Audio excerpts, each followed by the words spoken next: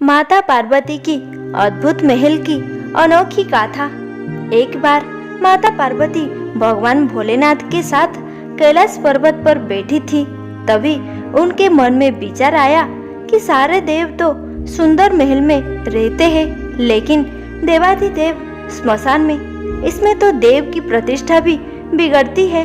उन्होंने महादेव से हठ किया कि आपको भी महल में रहना चाहिए। आपका महल तो इंद्र के महल से भी उत्तम और भव्य होना चाहिए। उन्होंने जीत पकड़ी कि अब ऐसा महल चाहिए जो तीनों लोक में कहीं ना हो।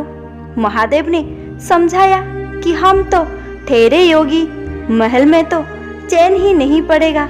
महल में रहने के बड़े नियम विचार होते हैं, परंतु देवी का वह तर्क अपनी जगह पर कायम था कि देव यदि महल में रहते हैं तो महादेव क्यों स्मशान में और बर्फ की चट्टानों पर। महादेव को झुकना पड़ा। उन्होंने विश्वकर्मा जी को बुलाया, उन्हें ऐसा महल बनाने को कहा जिसका सुंदरता की बराबरी का महल त्रिभुवन में कहीं ना हो। वो हो ना तो धरती पर ना ही जल में। विश्वकर्मा जी जगह जगह की खोज करने लगे। उन्हें एक ऐसी जगह दिखी जो चारों ओर से पानी से ढकी हुई थी और बीच में 3 सुंदर पहाड़ दिख रहे थे।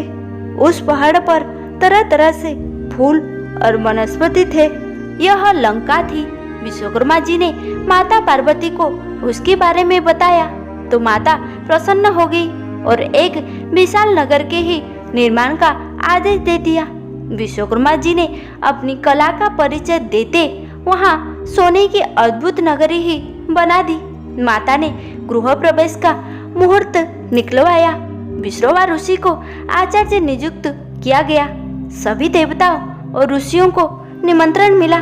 जिसने भी महल देखा वो उसकी प्रशंसा करते नहीं थका। गृह प्रवेश के बाद महादेव ने आचार्य से दक्षिणा मांगने को कहा। महादेव की माया से विश्रवा का मन उस नगरी पर ललचा गया था, इसलिए उन्होंने महादेव से दक्षिणा के रूप में लंका ही मांग लिया। महादेव ने विश्रवा ऋषि को लंकापुरी दान कर दी। पार्वती जी को विश्रवा की इस धृष्टता पर बड़ा क्रोध आया। उन्होंने क्रोध में आकर शाप दे दिया कि तूने महादेव की सरलता का लाभ उठाकर मेरे प्रिय महल को हड़प लिया है। मेरे मन में क्रोध की अग्नि धधक रही है। महादेव का ही अंश एक दिन उस महल को जलाकर कोयला कर देगा और उसके साथ ही तुम्हारे कुल का विनाश आरंभ हो जाएगा। पुराणों के अनुसार ऋषि विश्रवा ने वो नगर अपने पुत्र कुबेर को दे दिया, लेकिन कुबेर को निकालकर लंका पर रावण ने अपना अधिकार कर लिया। त्रेता युग में शिव के अवतार हनुमान जी ने उस लंका को जला दिया और उसके बाद विश्रवा के समूल कुल का विनाश श्री राम के द्वारा किया गया।